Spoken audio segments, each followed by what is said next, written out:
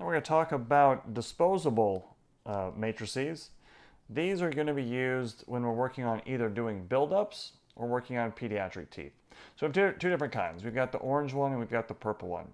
We always remember that purple is pedo. So we're working on a pediatric tooth where the interpossible contact isn't as critical because it's probably going to be lost and within a short period of time anyways, and putting pressure on like a kiddo's teeth and wedging it and all that is not a lot of fun for them. So if we need to, we will just use this purple pedo disposable matrix instead. But the one we use when we're doing buildups is going to be this orange one. And so how do you tell how we're going to put this on? First of all, a neat feature about this product is that you can bend it this way or you can bend it back the other way. And you'll need to know what side goes in. Like for example, does this go in like this? Or if I flip it around, does it go in like that? If you look at the shape of this, there's a part that kind of bows outward a little bit. Let's see if I get this on the camera. Right there, you can maybe see that this comes out a little bit further, and this is kind of tighter, tucked in towards the actual device itself. The shorter part, this goes down underneath the gums, or slides in first. So if I'm going to be working on, say, this MOD, I'm going to do a build-up before I do a crown prep. Then how I would put this in is, again, I would have this part needs to go toward the gum line. Put this over here, and I would swing it this way. So now it's in, or I mean, now it's positioned the right way. Let's go ahead and slide it in place. And these are a little tricky, especially if the tooth has got multiple areas that you kind of have to get around. You'd have to try to work on one area, and then as soon as you get to another, sometimes it gets hung up. So these can be a little bit tricky, but you can take your finger and deform this slightly just so you can kind of get it in those little weird spots. So once you get it in, of course, make sure it's just like the sectional matrix. It has to slide down underneath the actual prep to rest just underneath the gum line.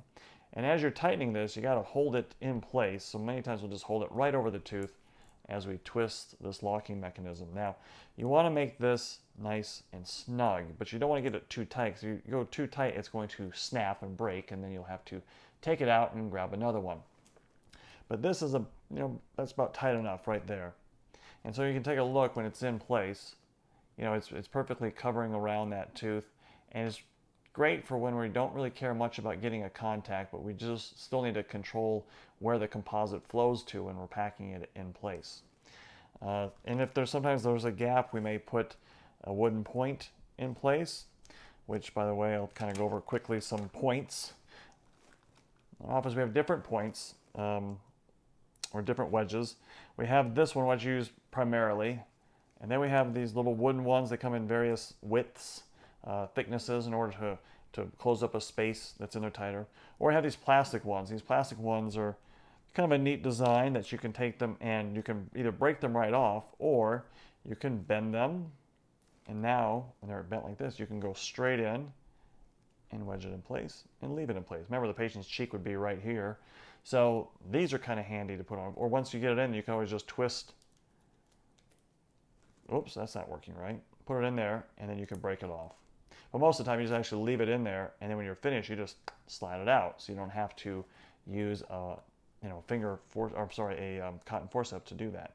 So yeah, you put that in, and then you go through our normal bonding steps. At this point, I'd like to show kind of an interesting device that we use at times. This is called a contact former. I know I just said that this matrix isn't that important when we're trying to get a contact. This will be used mostly for an interproximal sectional matrix.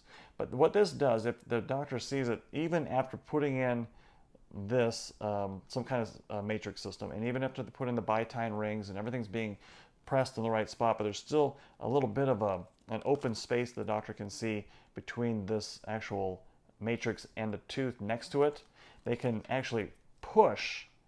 Let's see if I got this oriented right. Okay, this is the distal.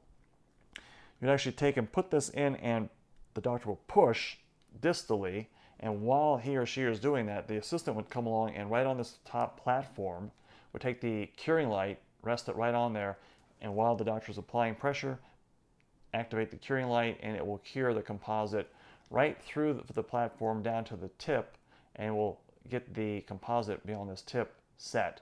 And what we do in our office is after we get done doing that, we take this away and then go right in with the curing light and cure this just to make sure that the light truly got down inside that box. And then after that point, we keep building the tooth up, and this little device really does help in creating some contacts when it's a little bit shy of where we need to go. And like I pointed out earlier, it does have a label here, mesial and of course distal. So it's just the way that's shaped. The doctor can put this in, push distally, or if they're on the mesial, they can take and pull mesially, and it will achieve that extra little bit that we need. Okay, so now that we are done with this procedure, we would then of course take out the wedge or the point, back this off just a little bit just to loosen it, and then we would just wiggle it off. And just like in the sectional matrix, we do a finger or a wrist motion. We don't do an elbow motion. We don't jerk this out of the mouth. Again, sharp edges can cut lips and tongues and other things that don't need to be cut. So be careful when working with these. As with any sharp object in the mouth, just have a controlled motion when you're trying to remove it. Okay, great, thanks.